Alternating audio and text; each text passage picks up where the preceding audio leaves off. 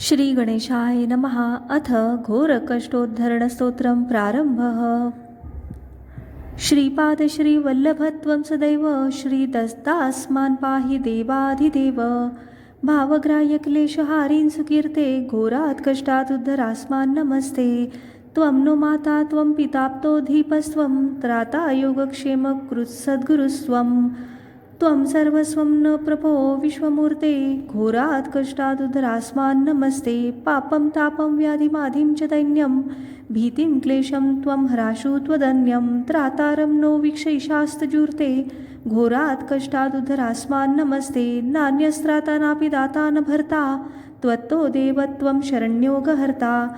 कुर्वात्रयानुग्रहं पूर्णराते घोरात् कष्टादुद्धरास्मान् नमस्ते। धर्मे प्रीतिं सन्मतिं देवभक्तिं सत्संगाप्तिं देहि मुक्तिं च भुक्तिं। भावासक्तिं च अखिलानन्दमूर्ते घोरात् कष्टादुद्धरास्मान् नमस्ते। श्लोकपञ्चकमेतद्यो लोकमङ्गलवर्धनं प्रपठे नियतो भक्त्या स श्रीदत्तप्रियो भवेत्। श्रीगुरुदेव दत्त।